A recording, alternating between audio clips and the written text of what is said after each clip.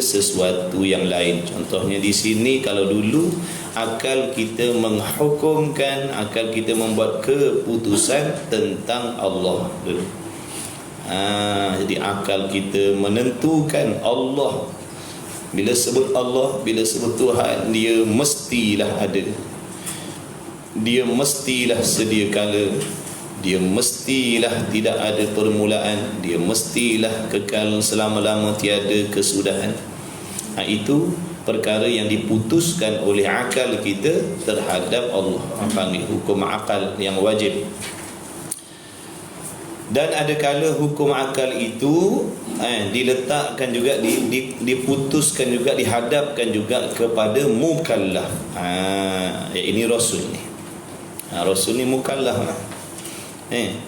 Makna akal kita, apa yang kita hukumkan, apa yang akal kita tentukan, membuat keputusan kepada Rasul. Bila sebut Rasul, utusan Allah, apa yang mesti ada pada dia dan apa yang mesti tidak boleh ada pada dia dan apa yang harus ada pada dia. Itu makna hukum akal yang diletakkan kepada Rasul. Ini bukan hukum syarak. Bukan kata Rasul wajib bersifat benar, wajib dengan makna wajib syarak, bukan. Wajib pada akal. Wajib akal. Boleh ke tak boleh? Kebil. Boleh beza tak hukum akal dengan hukum syarak?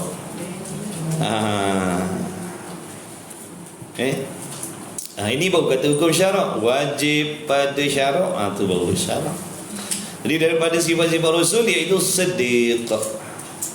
Artinya benar, ataupun yang banyak benar, ataupun yang sangat benar. Siddiq taswazan mubalaghah, fi'ilun, siddiqun, yang sangat benar. Jadi semua mukallaf wajib tahu. Semua mukallaf wajib tahu. Ini antara akidah, ini antara pegangan yang wajib ada di dalam setiap hati orang yang mukallaf. Siapa saja mukallaf, tak peduli dia siapa, meskipun dia raja, keturunan raja, ahli keluarga raja, menteri, VIP, datuk, datin, tan sri, tan tun sri, haji, hajah, orang kampung, orang biasa, ahli perniagaan, orang kerja kerajaan, orang kerja swasta, duduk rumah, duduk saja, duduk menganggur, tak peduli. Semua tu mukallaf tu wajib di dalam hatinya ada pegangan terhadap Allah dan Rasul. Dia minum arak, dia berjudi, dia berzina, dia dedah aurat, tak peduli. Dia suami yang tak jalankan tanggungjawab, dia isteri yang derhaka pada suami, tak peduli. Wajib ada pegangan yang betul terhadap Allah dan Rasul, mesti.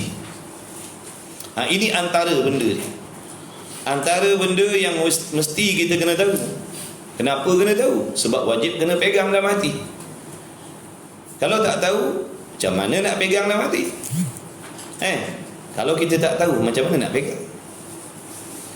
Kalau tak tahu, macam mana nak buat? Kalau tak tahu, macam mana nak membenarkan? Sebab iman tu bermaksud membenarkan oleh hati. Hati membenarkan, hati mengiyakan, hati menyungguhkan. Itu iman.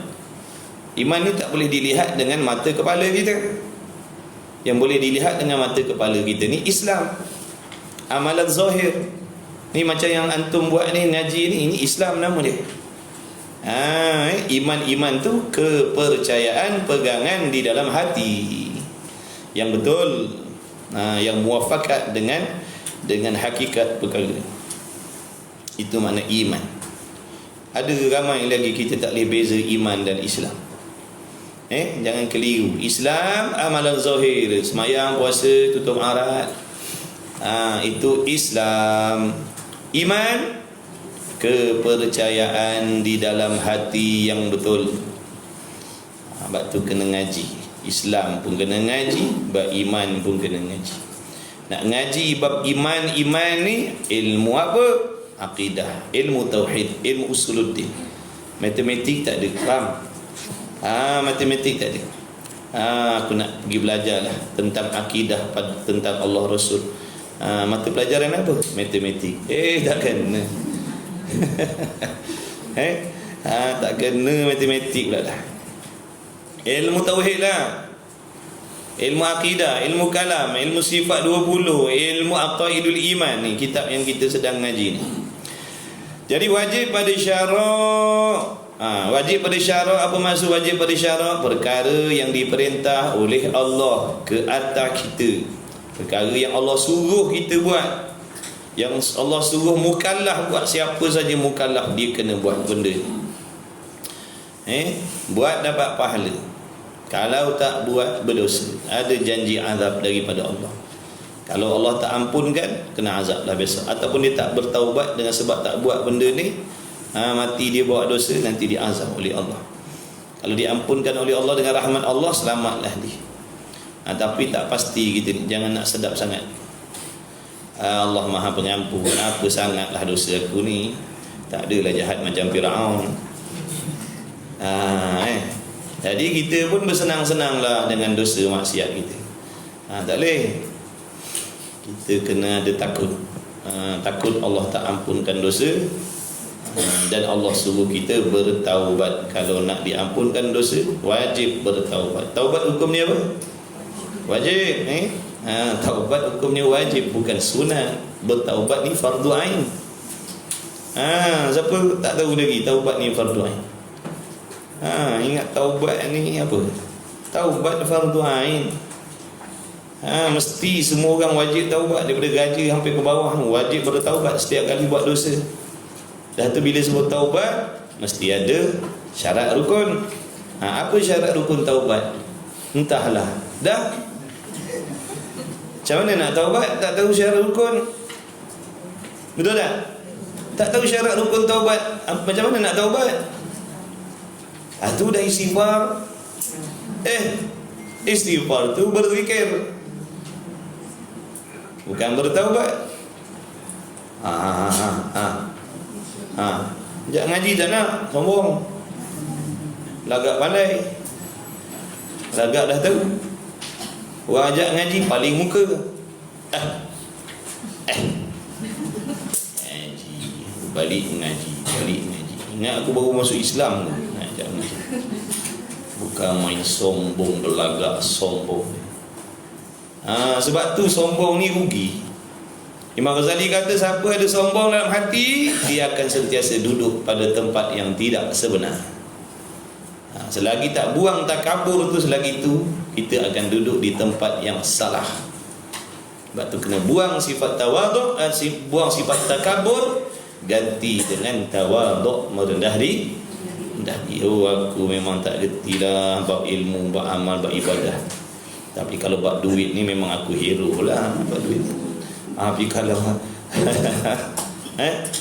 bab duit, nak jadikan duit dalam bank tu beranak pinak lagi, pencucu cicit-ciak tu, duit dalam bank tu macam mana? Ini aku memang pandai. Macam mana orang nak scam duit aku, orang nak tipu duit aku, orang nak tipu reta aku. Ini kau jangan kelentor. Aku ahli. Al-alim al-allamah, yang bersangatan alim tentang dunia aku. Tapi tentang ilmu amal, minta maaf lah, memang aku bodoh, paling bodoh kali. Jadi mau tak mau aku kena ngaji. Itu nama tawakal. Faham tak? Ini kita semua nak jadi hero semua. Tu yang buat kita tak nak belajar, sebab kita rasa pandai tapi buatnya salah. Rasa faham tapi fahamnya salah.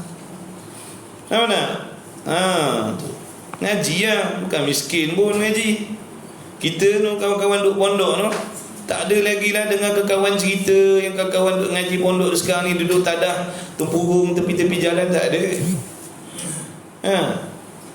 Tak ada dengar lagi lah. Budak-budak kalau saing-saing kita duduk ngaji pondok dulu, dengan kawan kita duduk dengan anak bini dia duduk kat pasar bawa tin minta sedekah. Sebab dulu ngaji agama, ngaji pondok bertahun-tahun. Sian dia. Yang dengar tu kawan kita kahwin 3 lah. Dengar je. Marah. Cerita je. Tu pun nak marah. Susah perempuan ni cakap macam tu pun nak marah. Ngaji tasawuf kawal kemarahan.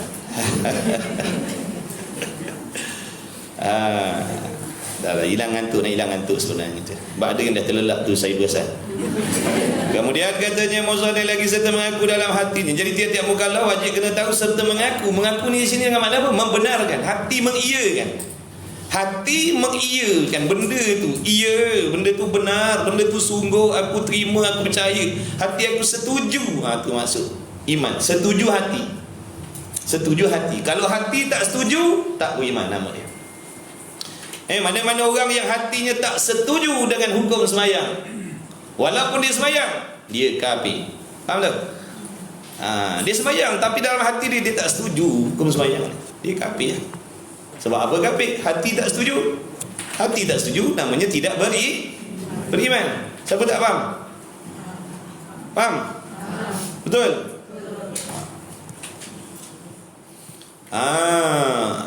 Aku tak setujulah ni hukum tutup aurat ni. Keluar rumah kena tutup aurat ni, aku tak setuju benda ni. Kafir. Kalau dia tak tutup aurat tapi dia setuju, dia beriman tapi berdosa. Berdosa sebab tak tutup aurat. Beriman sebab hatinya setuju dengan hukum Allah. Faham baik-baik. Iman-iman ni bukan makna tahu. Bukan makna tahu tu beriman dah. Tahu tu bukan beriman, itu baru ilmu. Iman ni mana? Membenarkan apa yang kita tahu tu. Apa yang kita tahu tu kita benarkan dalam hati, bagi beriman.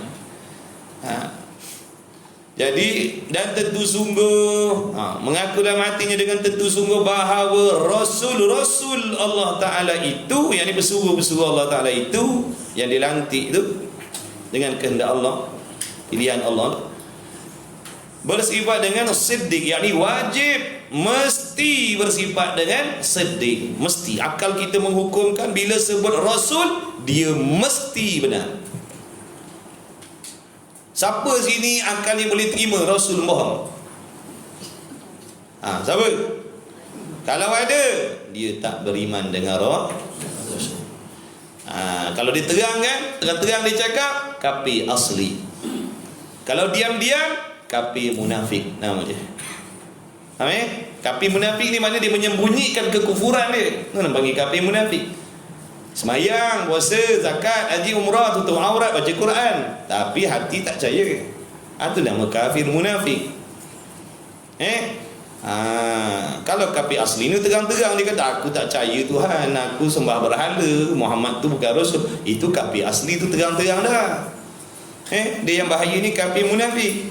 Sebab orang anggap di Islam, orang anggap dia beriman, tapi dia kafir sebenarnya. Boleh? Boleh ke boleh? Boleh. Janganlah tidur. Sekejap lagi dah nak habiskan, kata 15 minit tadi kelas kita. Gitu. Jadi jangan gitu. Hati mesti membenarkan. Nak buat tak nak buat itu nombor 2. Yang penting pastikan hati kita bersetuju dengan segala hukum hakam Allah, untuk melayakkan kita menjadi orang yang beriman. Dalam hatinya dengan tentu sungguh bahawa Rasul-Rasul itu siddiq. Wajib akal kita menghukumkan kalau Rasul utusan Allah dia mesti benar. Mana boleh bohong pula dah. Artinya benar dan tidak bohong. Apa makna bohong? Berkata sesuatu yang menyalahi dengan hakikat perkara. Sama ada dia tahu ataupun dia tak tahu. Dia tahu ke dia tak tahu? Dia cakap tu benda menyalahi. Saya tahu. Contohnya kenderaan kawan kita, dia baru beli kereta. Saya tahu dia beli kereta warna merah. Saya cakap dengan tuan-tuan dia beli kereta warna kelabu asam. Saya bohong. Saya cakap benda yang menyalahi hakikat.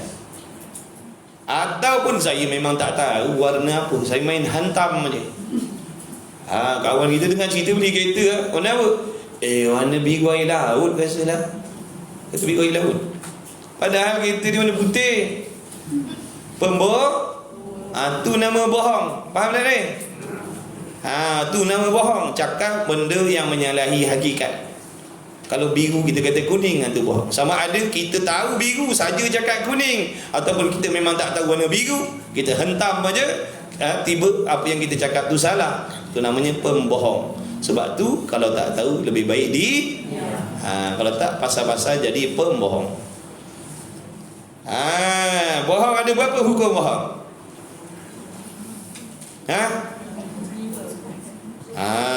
Bohong.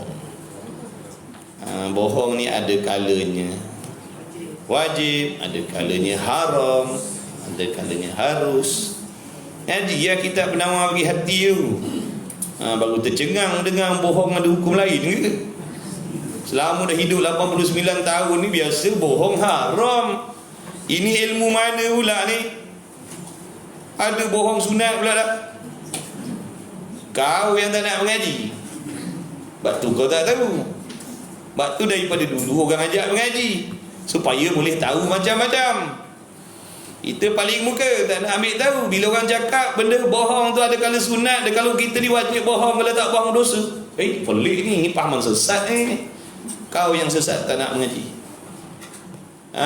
Nampak tak? Ngaji ya. Kita bila tak mengaji, benda ada dalam hukum agama kita kata tak ada. Benda tak ada kita kata ada. Tu bahaya kalau tak belajar agama ni. Bukan marah tak, nasihat aja cakap macam tu. Ngaji. Jangan malah-malah ngaji. Jadi bohong mereka itu. Tapi ada pun bohong Rasul ni hukumnya mustahil. Rasul benar mereka itu pada perkataan. Maaf.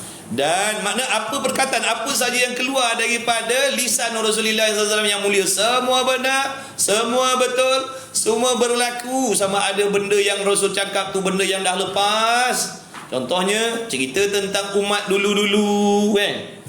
Betul semua tu. Betul semua. Sepelik apa pun, sampai tak boleh sampai ke kepala otak kita nak memikir kan. Tapi benda tu Rasul cerita, benar benda tu. Tak payah nak ukur dengan ilmu kita. Sebab banyak perkara yang menjadi rahsia di antara Allah dan Rasul yang tidak diberitahu kepada umatnya. Ini nanti sampai bab tabligh. Tabligh ni terbahagi kepada 3 bahagian tabligh. Jadi apa yang Rasul kata benar semuanya, tak ada bohong, tak ada dusta. Semua betul. Betul. Dan pada perbuatan apa yang dibuat oleh Rasul. Maknanya perkataan ni sejak bila? Daripada dia kecil sampai wafat, apa yang disebut daripada mulut itu semua benar, walaupun waktu dia kanak-kanak. Faham? Jadi jangan nak samakan Rasul tu waktu kanak-kanak macam budak-budak lain. Ada pahaman-pahaman yang biadab duk kata begitu. Rasul waktu kecil sama macam budak-budak lain ni. Siapa cakap pahaman mana yang kau pakai ni? Tak ada hormat pada Rasul. Nak samakan Rasul waktu kecil macam anak kita duduk telanjang bogey tepi jalan tu. Jangan main-main. Ini Rasul, bukan buat main-main. Dia kata Rasul waktu kecil sama je macam budak-budak lain. Yang dia jadi mulia bila dia jadi Rasul je. Sebelum tu sama je. Inna lillahi wa inna ilaihi raji'un. Mana punya pahaman biadab macam ni? Ramai pula yang ikut tu. Ramai yang hangguk kepala. Baru tahu salah lah pula. Baru tahu sesat lah pula. Tu bahaya. Zaman sekarang ni hati-hati lah nak pilih guru. Jangan tengok orang ramai mengaji dengan dia terus ikut. Tengok dulu, siasat dulu. Betul tidak pahaman dia? Popular tak popular, viral tak peduli. Tengok dulu fahaman yang dia bawa. Akidah ahli sunnah wal jamaah ke, ataupun ahli punah berjemaah ke? Jangan keliru tau. Ahli sunnah wal jamaah, bukan ahli punah berjemaah. Dia dekat-dekat itu. Dia berjemaah, punah ramai, dia ajak kawan dia, anak buah dia kata Rasul waktu kecil sama macam budak-budak lain. Dia punya jemaah pun mana sama. Tak kena bare demo ni. Demo tak kena bare. Demo kata serupa Rasul. Dengan budak-budak lain mana boleh lagu tu. Waktu kecil lagi Allah jagalah Rasul, adab akhlaknya, Masya Allah, tabarakallah. Kita katalah waktu kecil sama macam budak lain. La ilaha illallah. Yang bercakap ni berkopiah, berserban. Tapi puak-puak tu jarang pakai serban. Dia pakai kopiah. Sebab pada dia serban ni bukan sunnah. Senang je nak cam dia. Ada bertanda-tanda tapi jangan ni ramai tak pakai kopiah kan, kata puak-puak dia pula kan. Saya pun tak pakai serban pula gini ni. Kecamah dia. Pada dia serban bukan sunnah. Ni ridak-ridak ni dia kata tak berat ke pakai kain. Oh, dia menganjing tu. Dia menganjing nama dia. Dia menganjing. Dia kata tak berat pakai duk kain tu. Sebab tu dia lain buat-buat tu kita dapat cam. Satu tempat tu kita ada pergi tengok dia macam ni. Selidik. Betul dah. Sebab tanda-tanda tu ada dah. Alamat-alamat tu ada dah. Tapi jangan pula tuan-tuan duk sangka jahat pula tengok orang tak pakai kopiah tak pakai ni, kata buat-buat tu. Gila, tanya dia, awak buat tu ke? Tanya. Pang dia tampar muka kita. Artinya benar, tidak bohong mereka itu, dan pada perkataan dan pada perbuatan. Jadi apa yang Rasul cakap wajib kita terima. Kenapa? Apa hikmah? Apa kesan daripada diri kita kalau kita benarkan? Dia akan memberi kesan pada tindakan kita. Bila kita tahu dan kita dengar Rasul kata tentang kiamat begitu, kematian begitu, sakaratul maut begitu, dahsyatnya sakaratul maut, azabnya sakaratul maut. Jadi bila kita benarkan benda itu, kita percaya sungguh-sungguh, mesti kita ada rasa takut, mesti ada rasa risau, mesti ada rasa bimbang, yang akan menjadikan kita bertindak untuk menyelamatkan diri kita daripada yang dibimbangkan tadi.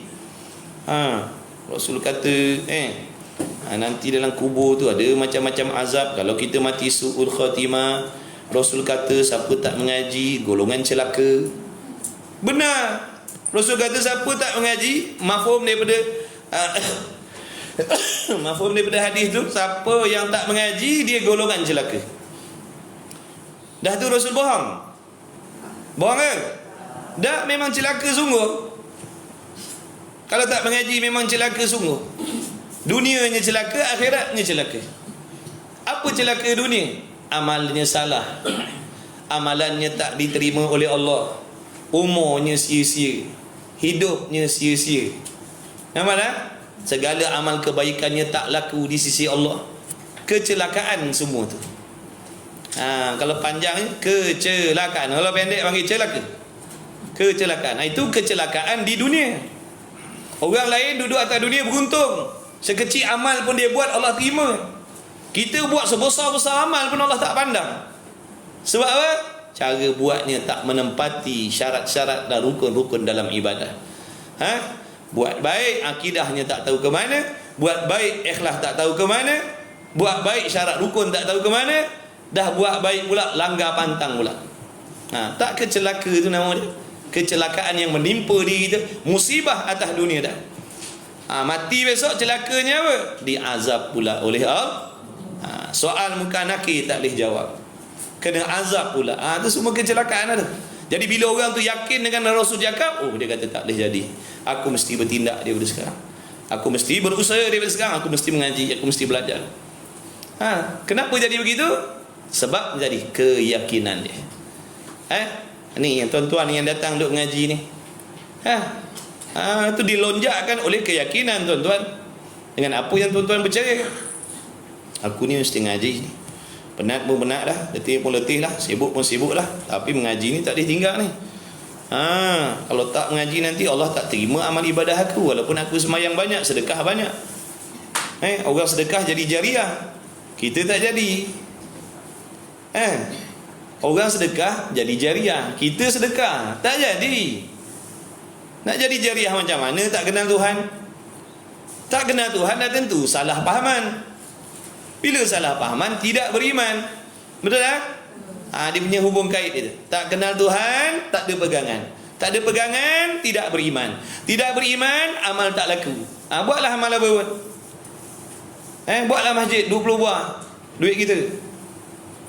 Punya banyaknya duit kita 20 buah masjid pergi. Tapi pegangan dengan Allah tak ada. Jadi apa? Tak jadi apa. Tak jadi apa.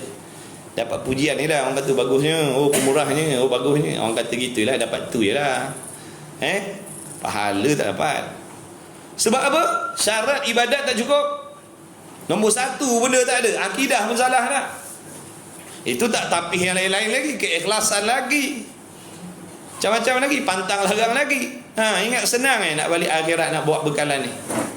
Walaupun satu pahala, bukan senang nak bawa satu pahala. Jangan kata banyak, satu pahala pun belum tentu boleh bawa lagi. Kalau kita duduk main-main, tak ambil perhatian tentang ibadah ni. Beribadat ikut suka hati, ibadat main rasa-rasa, ibadat main agak-agak. Ya rasa-rasa betul kot, rasa-rasa macam ni kot, agak-agak macam ni kot. Dia main agak-agak, dia main rasa-rasa, dia ingat kuih boleh nak main rasa-rasa. Ini bukan kuih, ini ibadah. Tolong orang sana, tolong orang sini, pantang dengar banjir, berderu pergi semua, tolong, bagus.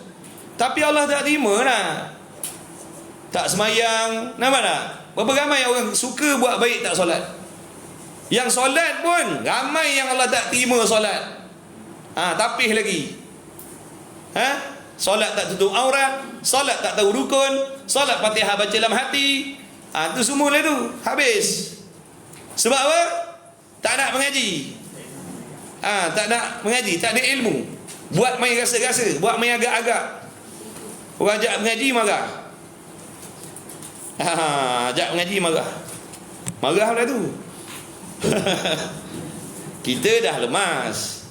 Ada orang nak ulur tangan, kita marah pula dah. Bengong tak? Bengong ke tidak? Bengong lah.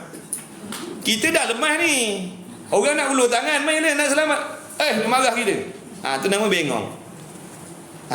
Patut terima kasih, alhamdulillah tolong selamatkan saya. Ini tak marah orang ajak mengaji. Orang nak selamatkan. Ulama-ulama tu, tutup guru tu nak selamatkan kita. Dia nampak dah kita ni nak terjun ke mana, dia nampak dah. Kita buta. Mata hati kita buta. Yang celik mata ni je. Pun tak celik sangat pakai uji mata.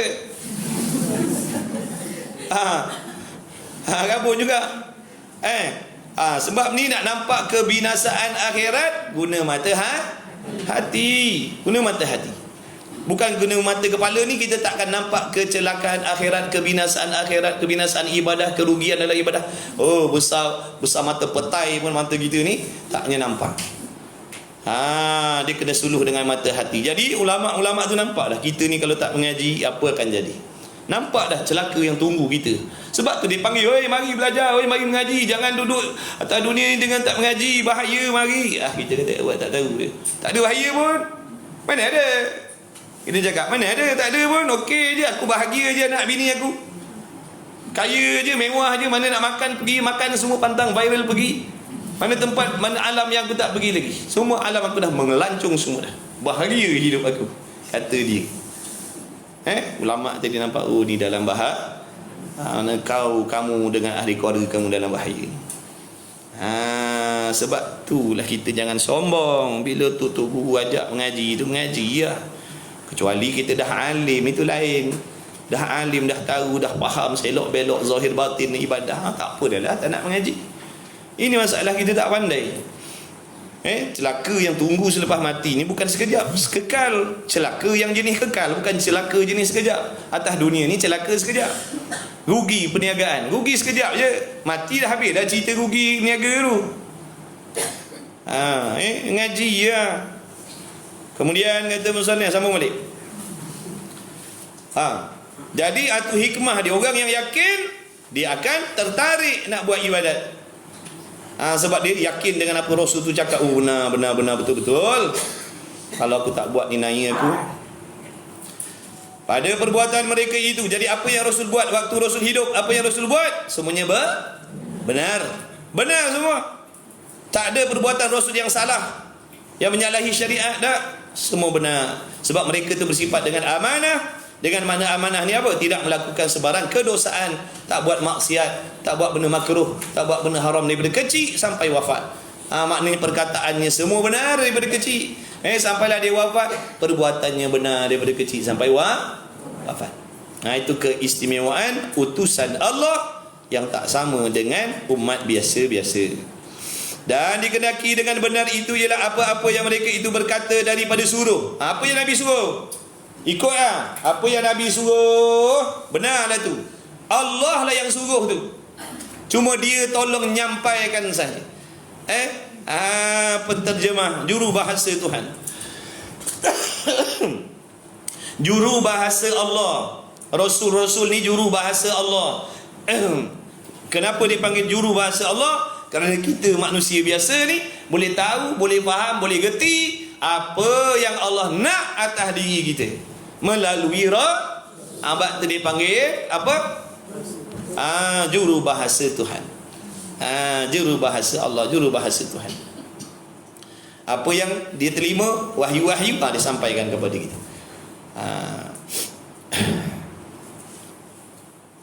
Seperti contoh Rasul kata, siapa-siapa yang Allah nak bagi dia kebaikan, kebajikan, Allah akan menjadikan dia orang yang reti hukum hakam Allah Ta'ala.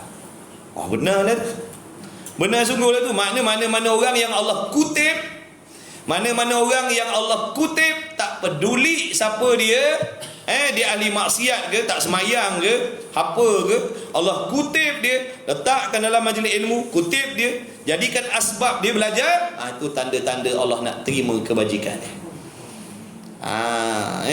Itu makna menambahkan, maknanya kita punya harapan kita kepada Allah. Rasul tak bohong. Maknanya Allah lah yang bagi tahu benda tu, cuma disampaikan oleh Rasul. Jadi Allah bagi tahu, boleh kita kata gitu, Allah bagi tahu melalui sabda Nabi SAW. Mafhum daripada tu, Allah kata kalau Allah nak bagi kita kebajikan, ataupun dalam arti kata lain, kalau Allah nak terima amal kebaikan dan kebajikan yang hamba-hamba dia buat, Allah akan pilih dia, jadikan dia orang mengaji, orang belajar, supaya dia boleh faham hukum hakam Allah, supaya dia tahu cara nak buat, cara maknanya macam mana nak melakukan amal yang betul. Itu mudahnya. Sebab tu kita kena bersyukur sangat-sangat. Syukur sangat-sangat bila Allah pilih kita. Alhamdulillah. Sebab itu khabar yang baik daripada Rasul untuk kita. Jadi jangan berputus asa daripada rahmat Allah. Bila Allah pilih kita belajar tu, itu ada tanda kebaikan tu. Tapi ngaji dah sungguh-sungguh. Betulkan niat. Ada pula tu tapisan lagi. Ngaji dengan niat yang betul, ngaji dengan adab dan akhlak zahir batin yang betul. Ada pula kena ngaji lagi tu, nak fahamkan benda tu. Bukan sebarang mengaji. Bukan sebarang mengaji, kan salah fahaman kita mengaji, entaknya dapat. Bukan asalkan mengaji. Sebab tu kena pastikan ilmu yang kita nak ambil, nak belajar tu, guru yang kita nak belajar tu, pastikan betul. Sebab dia tu nak bimbing kita. Salah guru, celaka kita. Salah guru yang kita pilih, celaka hari kiamat besok. Jadi hati-hatilah. Jadi dikendaki dengan benar itu ialah apa yang mereka itu berkata daripada suruh. Apa yang Nabi suruh tu semuanya benar lah tu. Jangan lawan lah tu. Kalau tak nak buat, mengaku berdosa. Sudah. Kalau tak nak buat, mengaku berdosa. Aku ni berdosa, tak buat apa yang Allah suruh ni. Jangan kata tak apa pula. Jangan kata tak kisah pula. Jangan kata betul pula. Nabi suruh semayang, aku tak nak semayang, dosa aku ni. Nabi kata mengaji wajib, tapi aku tak nak mengaji, berdosa aku ni. Itu tak apa. Mana dia tahu hukum. Dia tahu hukum. Dia tahu Rasul tak bohong. Dan tegah. Mana apa yang Nabi suruh, mana suruh zahir dan batin. Bukan suruh zahir je, zahir batin.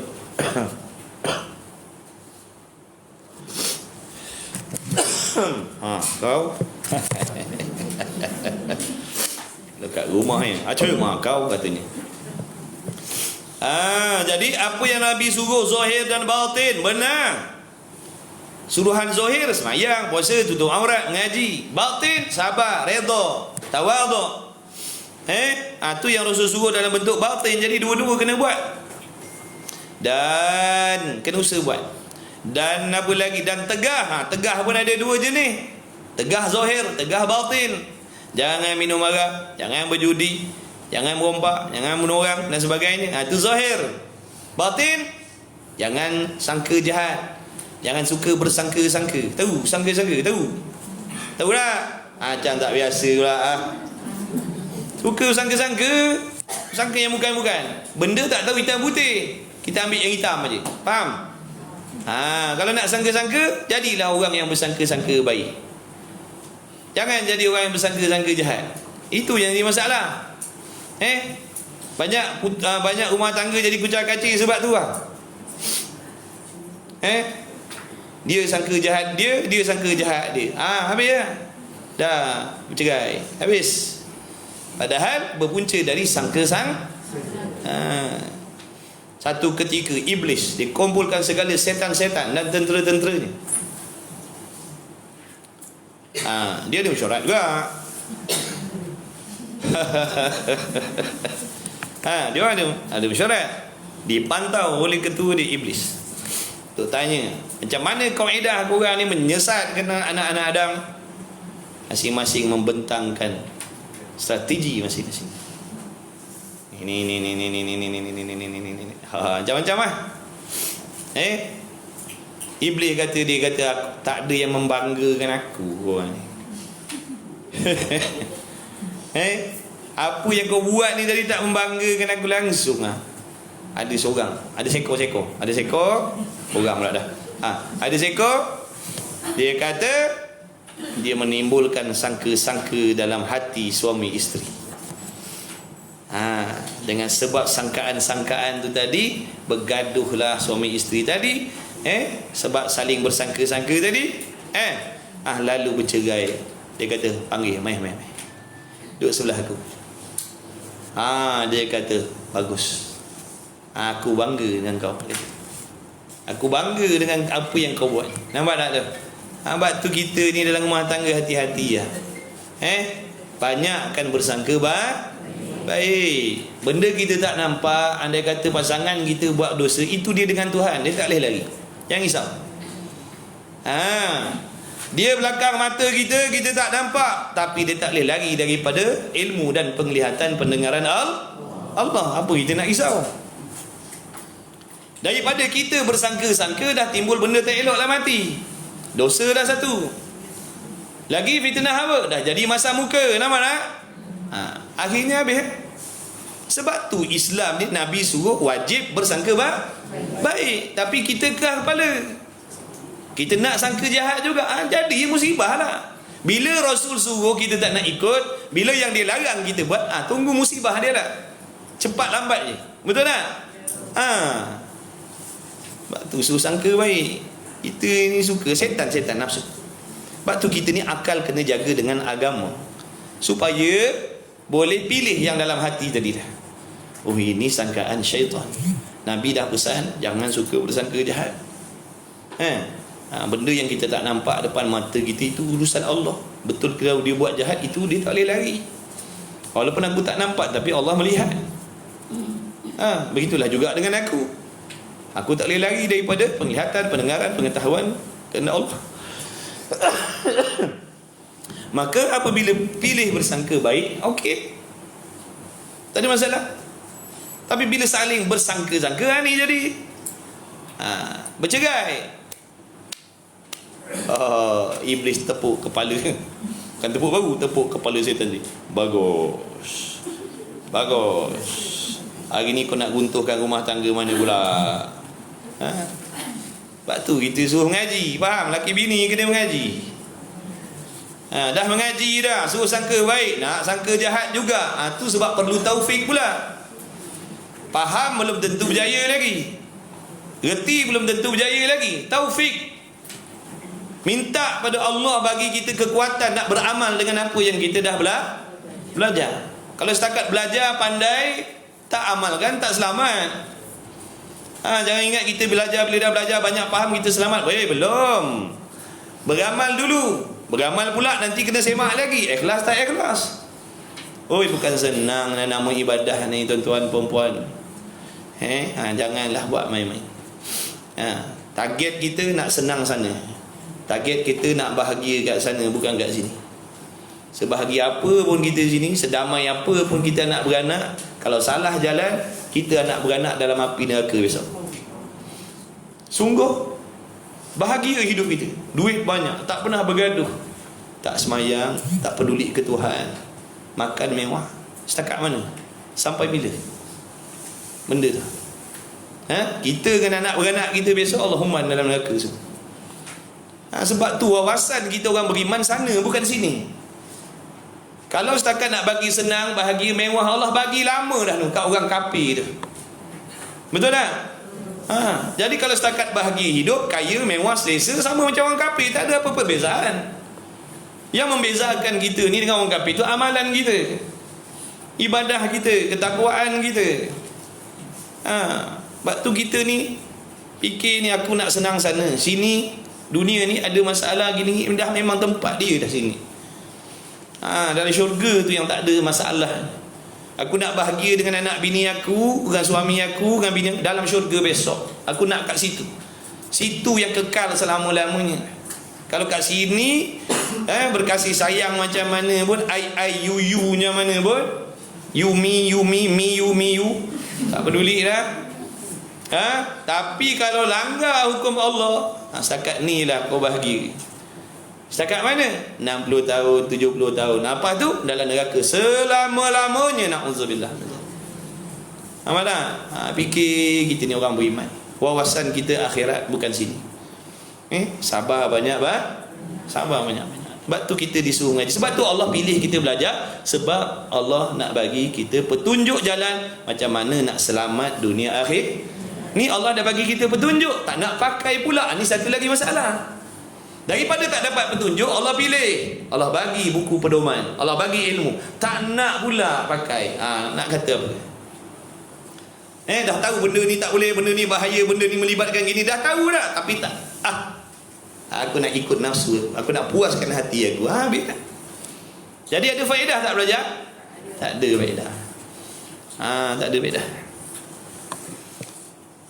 Kemudian tu sebab Rasul cakap benar, kita berhati baik, berwaspada. Musuh ada setiap jalan, setiap lorong ada musuh nak merosakkan kita, supaya kita dapat celaka hari kiamat. Tu musuh kita. Musuh bukan laki, musuh dengan bini. Musuh bukan laki, musuh bukan bini, musuh syaitan dan nafsu. Kemudian katanya Muzani lagi, dan menceritakan dan tegar dan menceritakan perkara-perkara yang gaib. Yang gaib ni benda tak boleh tengok dengan mata kepala kita, tak boleh tengok dengan mata kasar. Masuklah cerita yang dulu-dulu tu. Umat dulu-dulu, Rasul dulu-dulu, Nabi dulu-dulu. Tu masuk dalam perkara gaib lah. Benda kita tak jumpa, tapi wajib percaya. Dengan kaum Adnya, kaum Hudnya, gini gitu tu. Betul lah tu. Dengan Namrud tak Namrudnya, Firaun tak Firaunnya. Benar cerita tu, bukan khayalan. Dan benda yang akan datang pula gaib juga. Benda akan datang ni benda akan datang, benda gaib. Kiamat tu, Ya'juj wa Ma'juj, Dabbatul Ard, Dajjal, itu semua benda gaib. Nisbah kita wajib percaya. Dalam kubur pula, nanti sakaratul maut pula, jumpa malaikat maut yang rupanya begian-begian, yang suaranya begian-begian. Benar benda tu. Rasul kata sakit mati tu ibaratnya apa? Sakitnya digambarkan, sakit mati tu macam kain sutera yang tersangkut di kain pokok yang berduri. Macam mana nak tarik kain sutera di pohon yang berduri tu? Koyak gabak habis. Dengan pokok-pokok sekali nak mengikut. Itulah gambaran roh kita besok nak dicabut. Benar, bukan bohong. Macam mana kita nak hadap? Nak cabut gigi pun sakit, ini nak cabut roh. Kecuali orang yang dikasihi oleh Allah, dia akan ada keringanan. Kecuali orang yang dikasihi, diredai oleh Allah, mereka ada keringan. Nak ringan ke nak berat? Nak ringan ke nak berat? Beramal soleh. Beramal soleh, bersihkan hati. Jangan ada hasad, dengki, sangka jahat, dendam. Jangan, buang semua. Demi akhirat kita, demi kesenangan akhirat kita, kena buang benda-benda itu semua. Kalau kita sanggup, Silakan. Kalau kita rasa kita kuat, kita rasa kita hebat, kita rasa kita tak peduli dengan azab Tuhan tu, silakan. Teruskan. Hasad, dengki, dendam, mengumpat, ngadu domba, teruskan. Silakan.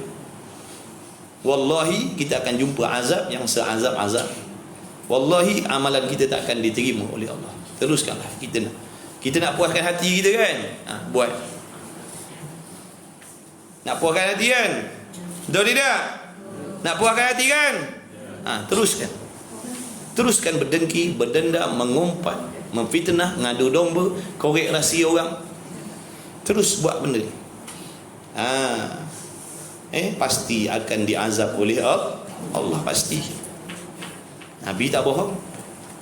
Nabi tak bohong. Nabi bagi tahu dah.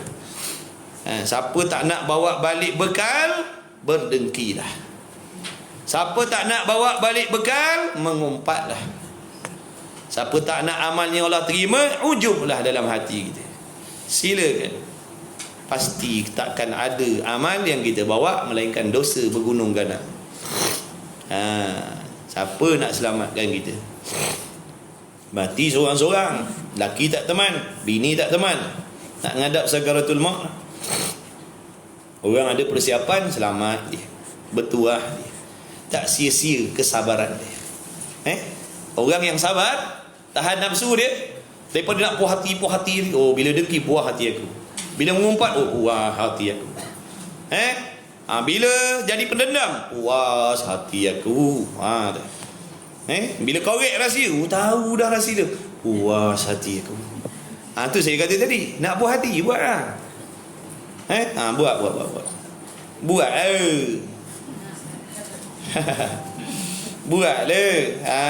Kan kita kuat, kan kita hebat, kan kita tak peduli dengan sakit. Buatlah. Asalkan puas hati. Lepas tu besok tunggulah. Masaklah kita. Masak gentung tapi tak mati. Masak gentung tapi tak mati dalam neraka Allah Ta'ala. Ikutkan hati tu, puas hati aku, puas hati aku. Ikut. Nabi pesan dah. Kita tak percaya, habis lagi dah. Nabi tak bohong. Buang-buanglah benda tu, tak menguntungkan kita pun. Sungguh tidak? Siapa selama ni berdengki untung, duit dia bertambah? Angkat tangan. Sejak berdengki ni, petang tadi cocok tengok duit jadi 80,000. Asal RM5. Asal RM5. Macam mana boleh 80,000 ni? Tak boleh jadi. Pergi jumpa pengarah dia. Saya nak cek lah akaun saya ni duit mana ni? Tulis itu berdengki. Lawan berdengki rupanya. Tak ada pun. Sebab tu janganlah, sudah-sudah. Tu dulu cerita tak mengaji dulu. Sekarang dah belajar, usaha amal. Usaha amal. Kan niat belajar nak beramal kan? Ke niat belajar nak suka-suka? Ke datang mengaji sebab TV kat rumah rosak? Usaha amal. Tak mampu, minta dengan Allah. Ya Allah, aku tak nak berdengki, tolonglah, berilah taufik ya Allah. Aku tak nak benda ni besok mencelakakan aku. Tak nak. Aku tahu, aku faham, tapi aku tak kuat nak buat benda, nak tinggalkan benda. Tolonglah, berilah taufik ya Allah. Mintalah pada dia. Kita bukannya kuat, faham tak? Aku ni ya Allah suka bersangka-sangka jahat. Ngadu dengan Allah no. Itulah benda nak kena ada dalam semayang kita. Kata mengadu, munajat tu ngadu. Ini pantang ngadu Tuhan minta duit. Pantang ngadu Tuhan minta duit. Murah rezeki tak ada dalam lain kepala otak kita, duit murah rezeki. Ya Allah murah rezeki. Tu kalau boleh buka ni RM, reta. Tu. Rezeki taufik ibadah, rezeki tinggalkan dosa maksiat. Minta pada Allah. Malam-malam tu tuan-tuan ni bangun duk sujud. Minta ya Allah. Ceritakan. Orang panggil munajat ni, ceritakan dengan Tuhan. Ceritakan. Sebab kalau kita tak cerita pun sesungguh dia dah tahu dah segala pegangai kita. Zahir batin dah ada dalam ilmu dia sedia kala lagi. Belum kita dijadikan lagi, Allah dah tahu dah. Ngadu dengan dia. Itulah tanda kehambaan. Itulah tanda kita berhajat dengan dia. Itulah tanda kita tak ada kuasa. Faham tak? Kita tak nak minta, macam mana Allah nak bagi? Allah tahu dalam hati kita memang tak ada nak benda tu. Sebab tu Allah tak tolong. Allah suluh hati kita. Contoh, Allah tengok memang dia ni memang tak nak baik.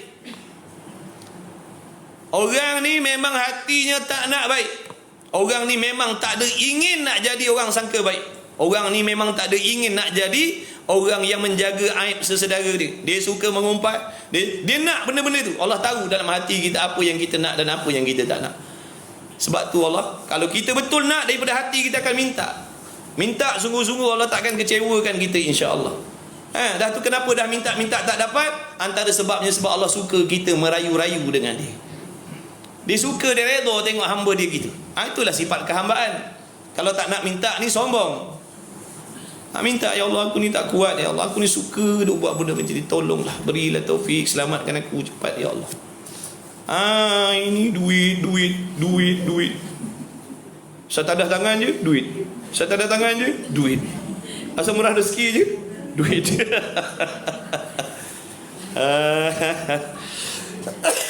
Sebab itulah Allah mewahkan kita dengan harta. Allah mewahkan dengan keselesaan. Allah mewahkan dengan wang ringgit. Tapi Allah sempitkan taufik buat ibadah. Dalam bab taufik miskin kita, fakir kita. Tapi dalam bab dunia mewah kita. Minta dulu kita orang awam. Minta dulu. Jangan lupa minta yang tadi itu. Itu yang lebih penting sebab ada kesan dengan kehidupan kita selepas mati besok. Minta, ya Allah, aku ni suka bagi taufik. Timbulkan dalam hati aku rasa tak seronok nak buat benda ni. Tolonglah ya Allah. Minta sungguh-sungguh. Dalam sujud semayang minta. Allah akan bagi. Pasti Allah bagi. Allah tak bohong. Cuma Allah nak tengok betul ke dia nak. Betul ke dia nak. Dia kalau nak, dia akan minta sungguh-sungguh. Dia kalau nak, dia akan minta selalu. Ini 18 tahun sekali minta. 18 tahun sekali minta. Taknya bersungguh. Dia hari-hari minta. Dia kalau tak dapat, dia risau. Bila aku ni nak jadi orang sangka baik? Bila aku nak jadi orang sangka baik? Dia risau benda. Ni bila duit nak banyak? Bila duit nak banyak? Risau tentang dunia kita Allahu Akbar. Jangan putus asa daripada rahmat Allah. Minta sungguh-sungguh. Allah Maha Kuasa. Dia Maha Kuasa bagi kita bila-bila masa yang dia nak. Tapi tugasan kita kena minta sungguh-sungguh. Sebab kita nak balik akhirat. Perkara-perkara yang gaib dan apa juga yang mereka perbuat, semuanya membetuli dengan diri-diri perkara. Jadi apa yang Rasul buat semua benar. Seperti apa yang Rasul kata itu semuanya benar dengan hakikat perkara. Maka wajiblah kita semua ni mukallaf ni mengaku sungguh akan mereka itu pada dakwaan mereka itu jadi Nabi dan jadi Rasul. Bila Rasul kata ana Rasulullah, maka wajib kita percaya. Sebab mereka tak bohong. Bila mereka mengaku aku Rasul, memang benar Rasul lah. Dan tiap-tiap perkara yang menyampai mereka itu kepada kita daripada Allah. Apa yang Rasul sampaikan kepada kita tu semuanya daripada Allah Subhanahu wa taala. Tidak dusta mereka itu sama sekali, walaupun dengan jalan seloroh sekalipun. Bergurau.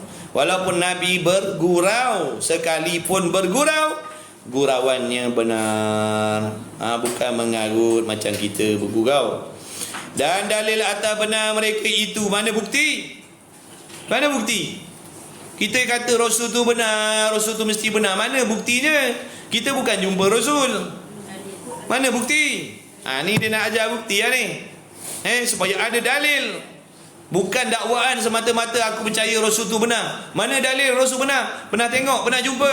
Tak pernah tengok, tak pernah jumpa. Dah tu yang kau percaya sangat-sangat Rasul tu benar, mana? Aku ada bukti. Mana bukti? Ni bukti. Ni bukti ni. Dan dalil makna bukti. Dalil ni bukti atas benar mereka itu. Dan tidak dusta mereka itu. Dalilnya ialah kita fikir dengan akal. Dan tilik dengan akal. Tilik makna renung dengan akal kita. Jika mereka itu, mari kita renung sekejap. Mari kita gunakan akal kita no. Gunakan akal kewarasan kita no, duk renung benda ni. Ibadah ni. Ibadah. Berfikir itu ibadah. Nabi kata berfikir itu, ada kalanya berfikir itu lebih baik daripada beribadat setahun. Setahun ibadat tanpa fikir, tak ada faedah. Tapi kadang-kadang orang tu berfikir 10-15 minit, memberi kesan yang baik dalam kehidupan dia sampai dia mati. Fikir tentang dosa dia, fikir tentang amalnya, fikir tentang macam-macam lagi, tentang akhirat. Memberi kebaikan untuk diri dia dunia akhirat. Kalau kita beribadat pagi petang siang malam tanpa berfikir, habis. Ibadat banyak, mengumpat pun banyak, ibadatnya banyak, berdengki pun banyak, ibadatnya banyak, bersangka-sangka pun banyak. Apa kita dapat? Tak dapat apa. Sebab tu kena fikir, betul ke cara aku ibadat macam ni?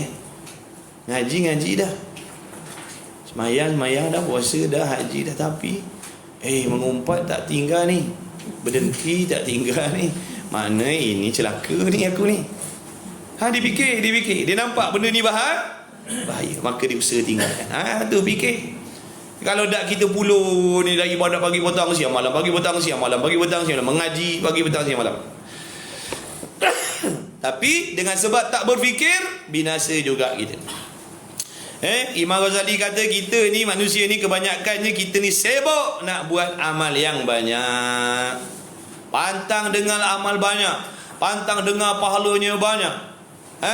Mesti kita nak buat bagus. Yang tak bagusnya kita lupakan benda yang merosakkan amalan kita. Itu yang tak bagus. Qiyamul Lail, haji, umrah tu semua pahala banyak tau. Wakaf sana sini, tolong sana sini, banyak besar pahala. Mengaji besar pahala.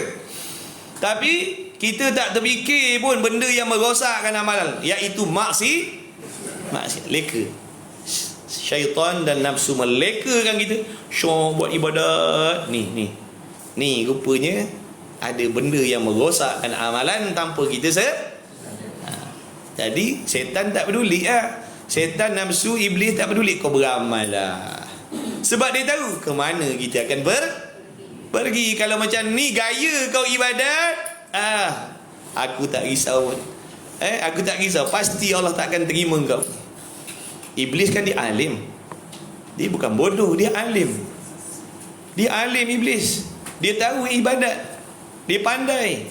Yang Allah laknat sebab dia sombong, sebab dia dengki, bukan sebab dia jahil dah.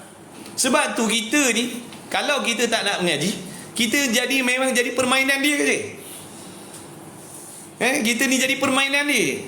Macam orang dia pandai ilmu dunia ni, kita tak pandai, memang kena tipu lah kita. Betul tak? Dia kata, pakcik pilih gambar, mana gambar pakcik suka. Pakcik pun pilih, dah kena jual tanah dia. Punya pandai dia. Contoh nak bagi tahu, orang cerdik tipu orang tak cerdik. Dia cerdik, kita tak tahu. Kita ikut apa dia buat, rupa kena kalau kita pandai, ni kau nak tipu aku ni, ini kau nak scam aku ni. Sekarang ni kadang-kadang kalau dekat TikTok ni ada yang hantar inbox, dia kata, ni sahabat, ada orang guna gambar awak lah dekat ni. Tu scammer lah. Agak baik lah. Kan lesap duit lah, daripada lesap duit baik bagi saya.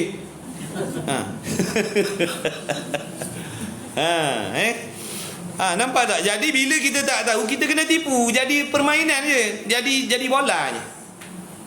Kalau bab dunia tadi memang kena hakal lah kita. Begitulah juga dalam bab ilmu dan amal dan akhirat ni.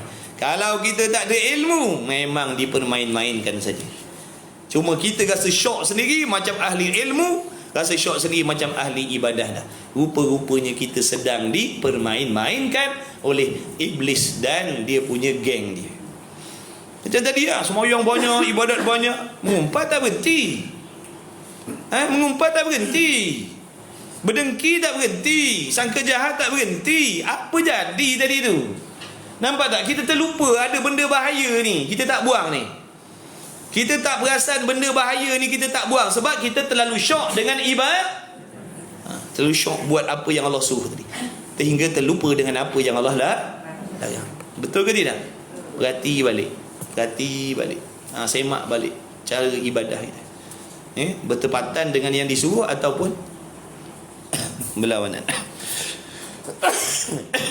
Maknanya kalau begitu, di samping kita buat amal, di samping itu kita merosakkan amal kita sendiri tanpa kita sedar.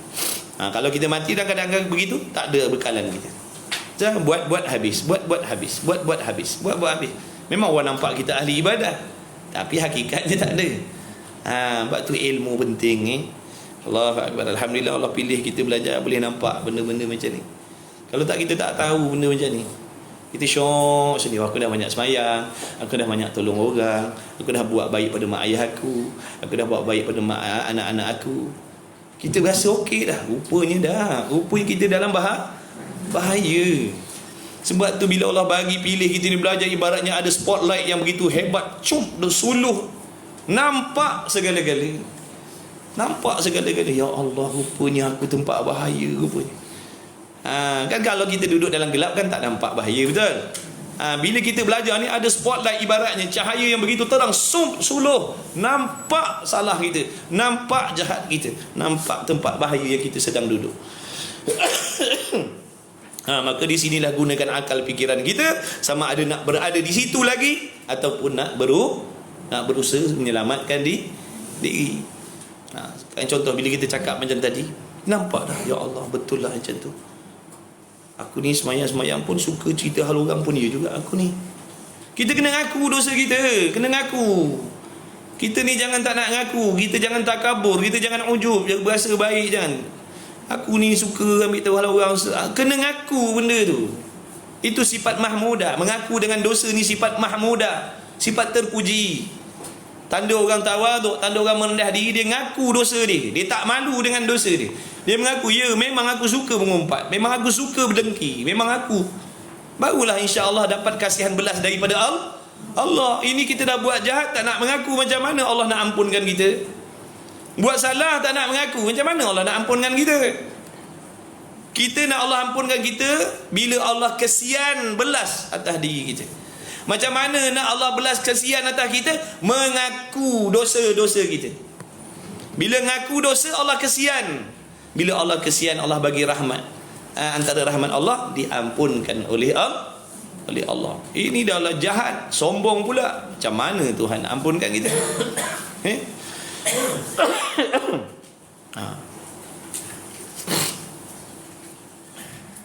Kemudian katanya musannif lagi, dan dalil benar mereka itu dan tidak dusta mereka itu kita fikir dan tilik dengan akal. Jika mereka itu tidak benar, kalau Rasul tak benar, apa maksud? Kalau Rasul tak benar, Rasul apa? Dusta lah. Dah benar lawannya dusta. Akal kita fikir macam tu, tu nama hukum akli. Kalau tak benar, dusta. Kalau tak hidup, mati. Kalau tak putih, baik ingat, tak putih, hitam. Pantang kata putih, lawan dia hitam. Kesian warna-warna yang lain. Hitam lawannya segala warna yang lain. Bagus. Ini beringat sungguh dah tu. Jika mereka itu tidak benar dan dusta mereka itu, nescaya dustalah pula khabar-khabar Allah Ta'ala. Kalau Rasul tu dusta, membawa kepada Allah pun jadi dusta juga. Itu maksudnya. Kalau Rasul berdusta, Allah pun jadi dusta juga. Khabar Allah pun jadi dusta. Mana tengok tu? Kerana ia Allah. Jaga domain ia. Kerana ia Allah membenarkan mereka itu. Allah membenarkan Rasul. Tiba-tiba Rasul tu pembohong pula dah. Maknanya bukankah dia membawa kepada Allah pun berdusta? Betul, faham tak cerita ni? Okey, ulang balik. Ada yang tak faham tu, ada yang bawa faham. Ada yang nak cepat balik, dia kata faham. Dia jeling jam, dia kata pukul 12 jawab faham. Kan jawab tak faham kan ni, ulang balik dah, lambat balik kita. Saya nampak mata nak tengok jam. Sabarlah kita nak balik kan ni. Sekejap sikit lagi. Besok saya tak datang, saya janji besok saya tak datang. Kemudian, jadi kalau Rasul bohong, Rasul pendusta, contoh, wal'iyadzabillah, ini contoh, dalil. Akal kita fikir, kalau Rasul bohong, Allah Ta'ala pun jadi bohong juga. Sebab apa pula Allah jadi bohong? Sebab Allah membenarkan Rasul. Kalau Allah membenarkan Rasul, yang Rasul itu sebenarnya pembohong, makna Allah juga dusta. Itu maksudnya. Baik. Kerana ia Allah membenarkan mereka itu Rasul. Macam mana Allah Ta'ala membenarkan Rasul? Dengan memberi mukjizat akan mereka itu. Jadi cara Allah membenarkan para Rasul, para Nabi, dengan memberi kelebihan mukjizat. Maknanya bila Allah bagi je mukjizat pada Nabi Rasul, menunjukkan dia benar, tidak bohong, tidak dusta. Yang menempati Tuhan berkata, yang menempati Tuhan berkata, telah benarlah hamba-Ku. Allah tak kata gitu. Tak payahlah nak buka tafsir, cari ayat mana doa Allah kata telah benarlah hamba-Ku ni. Tak ada. Cuma Allah bagi mukjizat tu seolah-olah Allah kata benarlah hamba. Tak ada firman Allah duk ayat duk kata telah benarlah hamba-Ku tu. Dengan Allah bagi mukjizat tu, itulah menunjukkan seolah-olah Allah kata benarlah hamba-Ku ni. Macam kalau mengajar, bila Jabatan Agama bagi tauliah aja, ibaratnya Jabatan Agama kata telah benarlah orang ni menyampaikan dakwah. Dia tak pernah cakap macam tu pun. Faham tak? Tapi bila ada tauliah tu, ibaratnya mereka kata telah benarlah orang ni menyampaikan agama. Tapi tak boleh percaya juga sekarang ni. Sebab ada yang berlakon-lakon dapatkan tauliah untuk menyebarkan pahaman-pahaman pelik dia. Di Jabatan Agama dia berlakon seperti ahli sunnah, belakang Jabatan Agama dia ahli punah ganah, memunahkan orang. Ada berlaku macam tu. Jadi dia pergi nak ambil lesen dia. Dalam diam-diam diselitkan pahaman dia. Selit gitu. Jadi telah benarlah hamba-Ku, dan dusta mukjizat yang menempati firman Allah Ta'ala itu hukumnya mustahil. Nak kata tak ada mukjizat Rasul Nabi, bohong. Dalam Quran dia sebut banyak cerita pasal mukjizat. Macam mana nak kata tak ada pula? Mustahil, akal tak boleh terima nak kata tak ada mukjizat. Siapa tak percaya mukjizat, kafir. Siapa ragu-ragu betul ke Nabi itu ada mukjizat? Aku tak percaya, kafir, na'udzubillah. Wajib beriman. Kerana dilihat sebenar berlaku mukjizat mereka itu pada orang yang bersamaan dengan mereka itu. Di kalangan sahabat pun tengok benda pelik-pelik. Orang kafir pun tengok benda pelik-pelik yang berlaku pada zaman mereka itu. Waktu semasa dengan Rasul masing-masing. Jadi macam mana nak kata bohong? Semua orang duk cerita. Kalau begitu, tetaplah di hati kita akan benar mereka itu. Kalau dah begitu, dah ditapis, dah ditimbang dengan dalil akli tadi. Kalau Rasul bohong, bawa kepada Allah pun bohong. Mana pula Allah bohong? Mustahil. Apa tu nak kata Rasul tu bohong? Dengan kata Rasul tak ada mukjizat, bohong lagi. Banyak dalam Quran hadis duk cerita pasal mukjizat tu.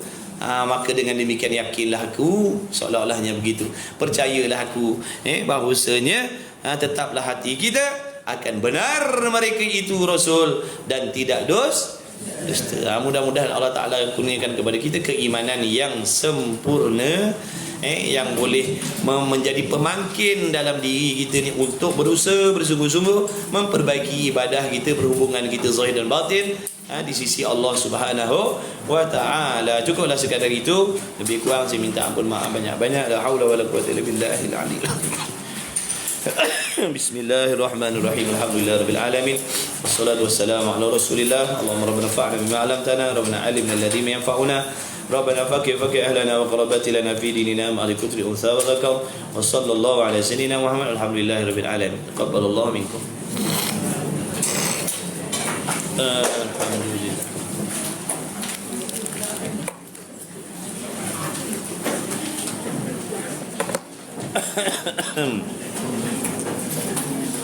Bismillah.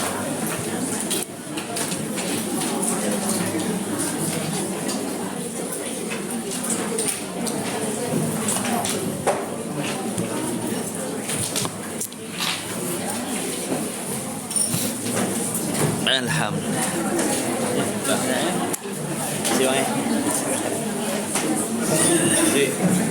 Terima kasih. Saya uji.